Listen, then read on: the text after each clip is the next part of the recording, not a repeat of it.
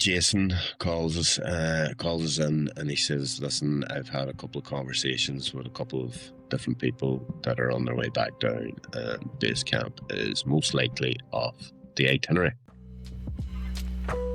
Welcome to the Thickness Podcast. How do everybody? How do indeed? Welcome back to the Thickness Podcast, the Road to Mera Peak, episode 5. Okay, we've made it past the dreaded episode 3. So, look, folks, thank you all for tuning in. Thank you all for listening, and for the new subscribers. Really, really appreciate it. And it also helps a whole lot for the podcast to get found in the dust. So, we are back on track to the diary entries. We're going to day 7 today. Couple of really interesting bits involved over the next 20 odd minutes or so. So yeah, strap in. Again, any messages, any feedback on the episodes and that there, feel free to drop me a message. Really, I read all of them and I appreciate them all. And if there's anything there that needs to change and I think it will be a benefit, I will gladly take it on board. So let's get stuck into it, guys. So we are on day 7. Day 7, I get up at 6 a.m. and for the first time in a long, long time, the sun's shining. It was one of those really, really crisp mornings. Extra crisp, extra crispy, because you're in the morning or you're in the mountain. Extra crispy because you were in the mountains. It was just that thin air. It was clean. It felt nearly suspicious. The mountain was saying, "Don't you just get too comfortable here now, folks. Enjoy this moment, but don't get too comfortable." So we're at 3,100 meters. We're about 8 km. Carries the destination. I get out and I check my gear, praying that it has dried, because it was soaked.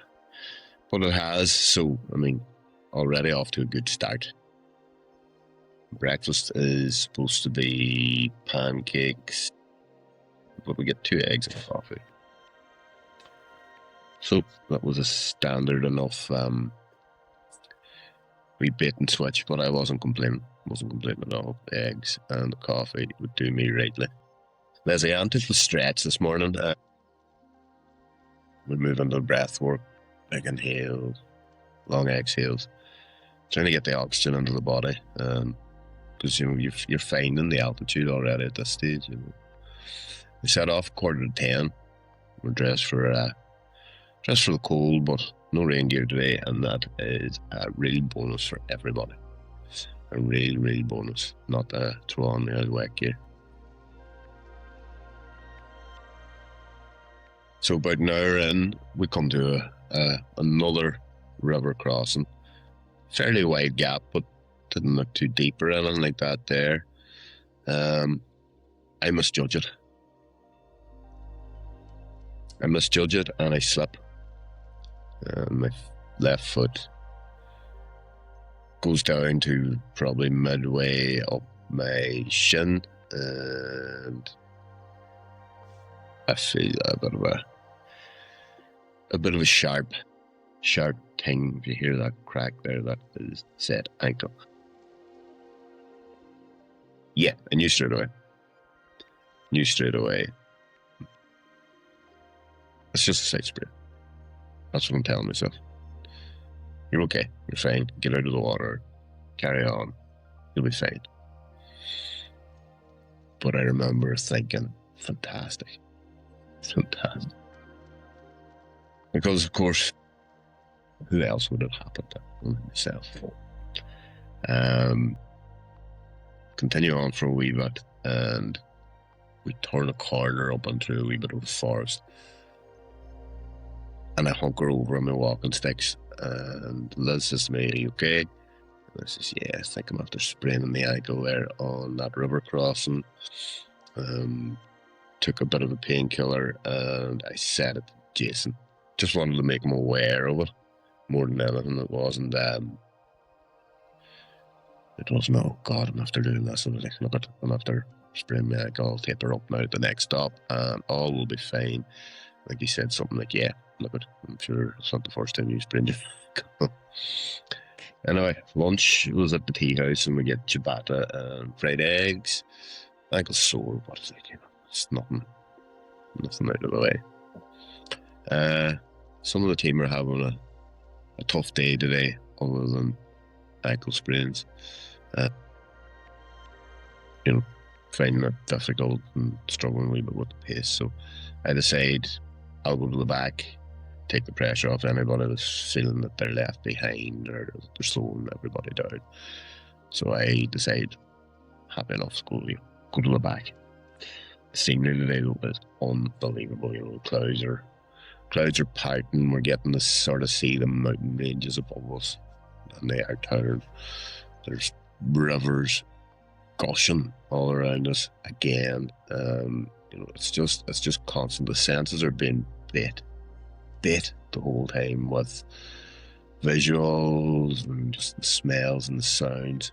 It really is. It's nearly almost too much to take in. But then we get a glimpse of it. Can't remember who said that's it there.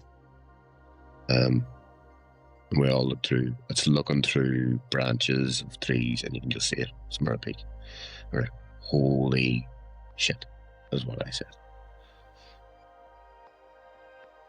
It was massive, just unbelievably beautiful looking. And we're all just standing there. We're just sort of going, we're actually going to climb that. We're going to climb that. My thoughts on it were like, seeing it from so far back, climbing it. Seeing it and climbing it are two very different conversations. Anyway, we get back to the hike after a short break. Pace is slow today. Some people are still struggling, But look at, we're moving, and we're all moving, and we're all different health. That's a win. Like, that's as much as we can all ask for.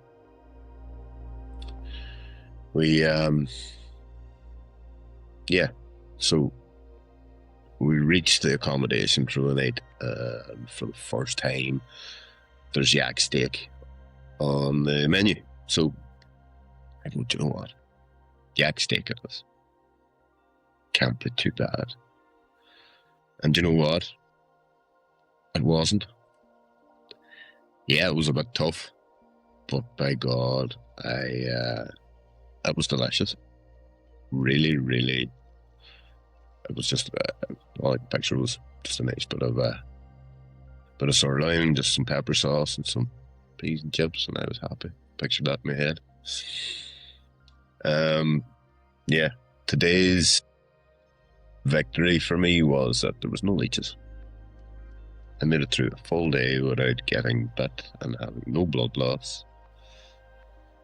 So that was a real victory in my eyes. No leeches. I was delighted.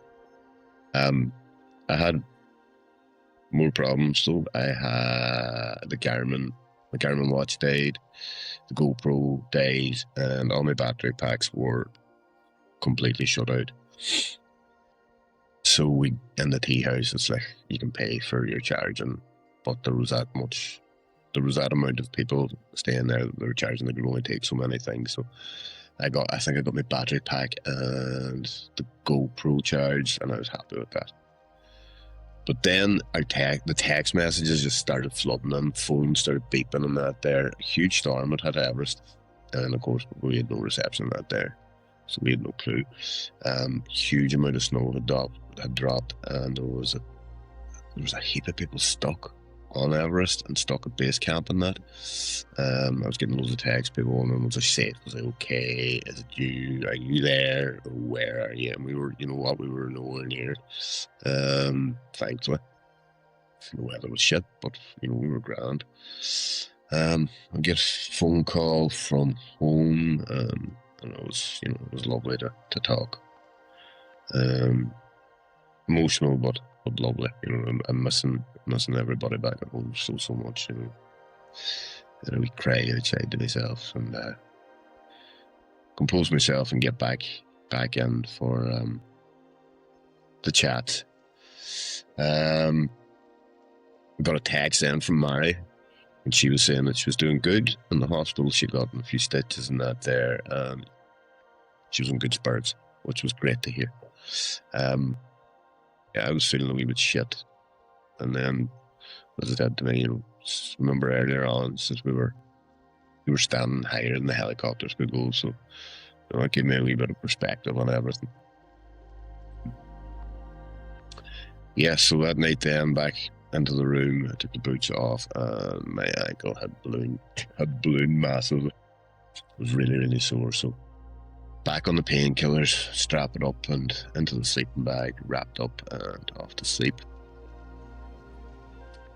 The day eight, we make it to 4,300 meters or so.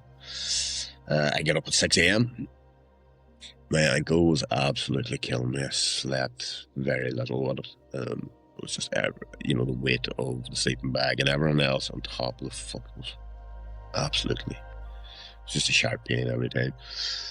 I try and roll over for another bit of sleep, but, you know, it's just not happening. So I got up, restrap it again, take more tablets, light cream, things bruising now and all as well, so great. Back down for breakfast, we get boiled eggs that are really fried eggs. Again, happier. Or the eggs, man, I'll be alright.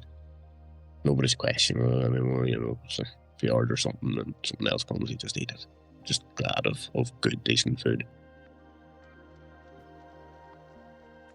Yeah, Jason suggested then that it would be lovely if we could hang an Irish flag in the tea house. There's loads of flags from other companies and countries and all there. So Caroline said, just have a spare Irish flag in the bag. I was like, yeah, of course you have. Fantastic. So we all sign it. We go outside and we get a group photo with it. And then we hang it up in the tea house. I'm really proud moment, you know. Brian then turns around and he says, I've lost my head torch. I says, sure, you have a spare, haven't you? And he says, I've lost that too. How you managed to lose 2 head torches, nobody knows. But he isn't happy about it. So Brian then took the warm up. He took the warm up that morning, and he gives a speech at the end of it. And you know what? It was really nice. He kind of let it that, you know, we're creating our own history, our own story, and like I reflected on that. I never thought I would be doing something like this. You know, it changed the kind of mindset that, you know, it's not just out for a hike. This is something a wee bit bigger to me, you know. So yeah, we set off pensive and reflective and them lovely kind of things. Something to think about for the hike, you know. Something to bed down on. So yeah, about 2 hours into the day's hike, we stop at a tea house. And the Sherpas bring out baby potatoes and chili jam, and it was fantastic. There was such a lovely kick off the chili jam. I was horsing them into me. Really were unbelievable. The girls then got up and they were dancing with the Sherpas. Just such crack. Everybody was really enjoying themselves. And then the heavens opened. Absolutely opened. I mean, it was just testing down there. Throw back on the wet gear again. and off we head back into it. But the valley was fantastic. It was just breathtaking.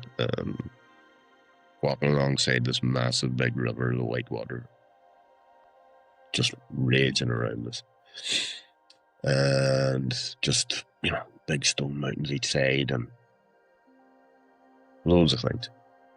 We stop at the oldest monastery in the valley, and it's carved into the rock. Jason had tried to arrange a blessing for us, but as it was in the middle of festival season, there wasn't a monk kind to be had.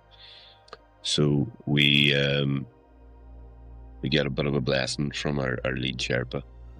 We were all sitting around, we were chanting, the cold air rushing in. That was a surreal moment.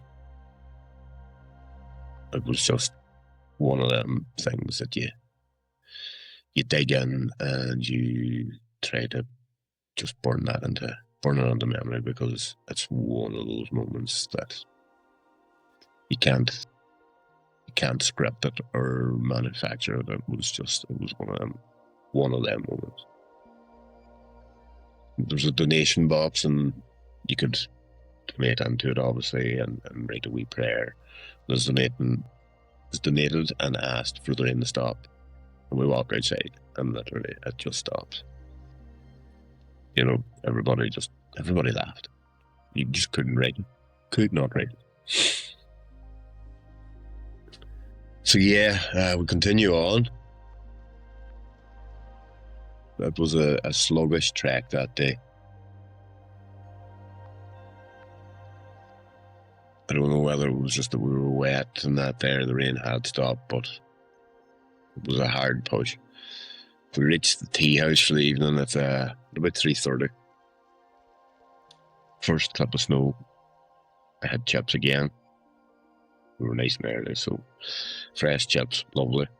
Restrapped my ankle, it's swollen and it's bruised, and Liz gave me a bit of kinesiology tape, so it was fantastic to get that.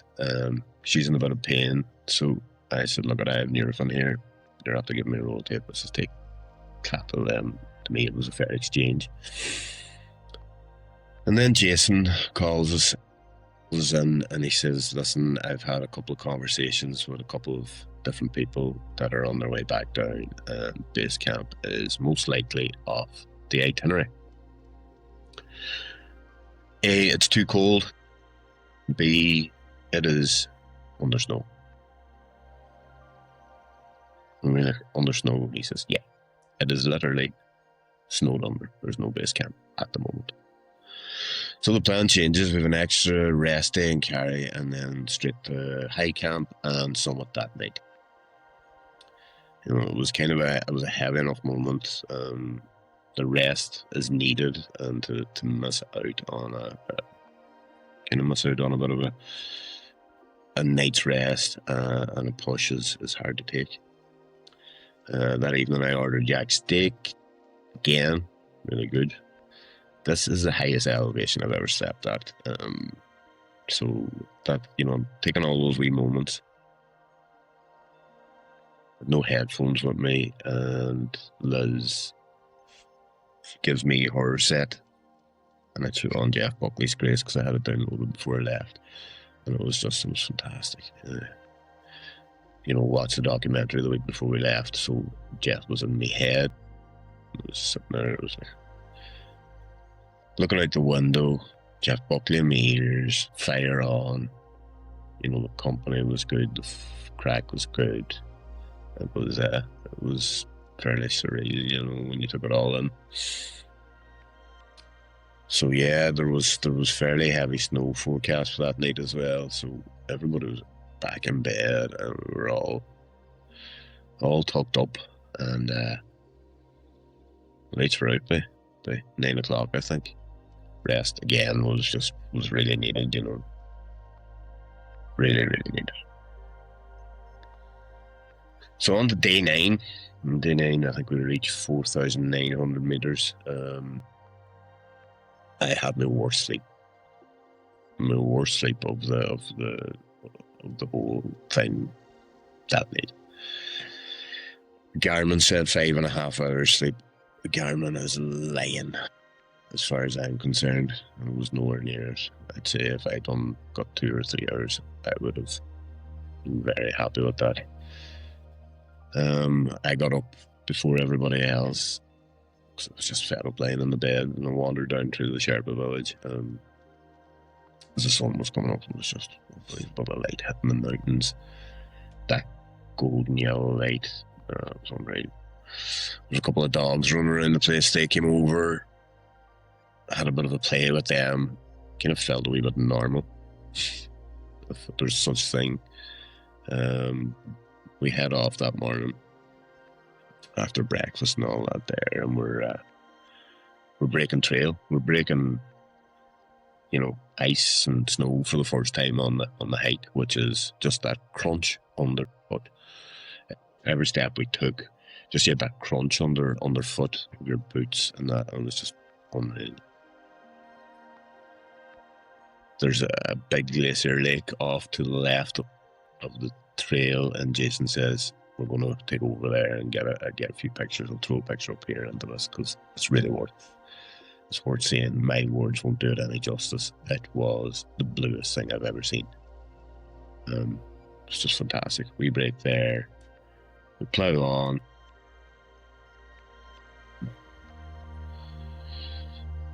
Up before we get to Carry for tea in the... Anyway, we arrive in Carry that evening, and our accommodation is a bakery. What a proper coffee machine, and proper baked goods, and civilization. And I ate it up. My first proper coffee in ages, with a slice of chocolate cake. Happy out. Jason mentions then that we're going to go from Carry to high camp. We might really struggle with it, and we need to have a conversation as a team about what's going to happen. The question hangs there, what do we do as a team? What is going to happen? The coffee house is a fairly large communal room, and there's hustle and bustle, and there's people in and out, and there's gear being exchanged and shit like that there. And then a man walks in, late 60s, early 70s, with his trousers open, kind of halfway down his thighs, grey, disorientated, with an oxygen, and he looks like he's about to collapse. Really, really disarming. Another guy lands and he says his son's sick, American fella.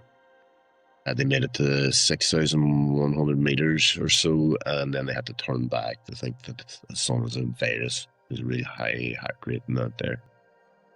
The altitude's not forgiven at this point, Jason took off with the fella, and he says, look, I'll go up to the room and we'll check him out and we'll do oxygen tests and stuff like that there. Jason came back and he said, look, I told him, suggested to him, take your son down here now, wrap him up, and there's hustle and bustle about there, take him back down here where there's a bit more life, and he might start feeling a wee bit better on himself and all that there. And then another table beside us, it's a group of English lads. They all look like mates, but they're all arguing. Really, really arguing. And turns out that the guide went on the piss. They haven't got their gear, their crampons, their ice axes, their helmets. They haven't got any of the training they were supposed to get. And they are debating whether they just take off without their guide and go to 6,000 feet just to see Everest. Jason bluntly tells them that they're better hiring a helicopter, because they ain't going to see him at that height. Just the way that it's laid out, they won't see it. We hear then that the road from the airport to Kathmandu, that lovely bus journey that we took the first night, is gone. It has been practically washed away with the weather. The mountains are just, everyone's changing around us. And I commented to myself how lucky we are to be there with Jason, to be there with us, be in his company and be with him when you see what other people are dealing with. Guides on the piss, people that don't know how to deal with altitude, people that haven't acclimatized correctly, people that look like they're in bother. Dinner that night, I decided to change it up. It was, I think I had a chicken burger or something like that. It repeated on me all night. And I should have fucking stuck to the yak steak. I ring home and speak to my father, and he sounds really happy to hear me, which, breaking me up as well. We chat for a wee while, I tell him the ins and outs of the whole thing so far, not mentioning the spraying. I send some photos into the family group, and everybody responds. The guy on oxygen is still sitting beside us, and he is still grey, and he is fragile, and he is... he's fighting hard. It's worrying. I'm going, that guy might not make it through the night. I was really, really alarmed by it. But, that's the thing about altitude and this altitude. I mean, it's stripping everything back. It was just, there was no certainty. There was no comfort. It was tough. I'm still going to bed thinking, my God, we're going to climb that mountain in the next couple of days. You just see it below our tea house. It's just looming. At night, the moonlight's shining on it, and it is crystal clear. And it's one of those things where you're going, that is ahead of us. And there's going to be more ahead of us. So that's it, guys, for this episode. Thanks a million for tuning in. Again, if you have the will in your heart, subscribe, like, share anything that's being shared. We're on Spotify, we're on Apple, we're on YouTube. Send me your comments, send me your questions. Next episode is we're going higher and higher in altitude, and some of us have some hard decisions to make. So we'll see you all again soon, and thanks again for listening. Adios.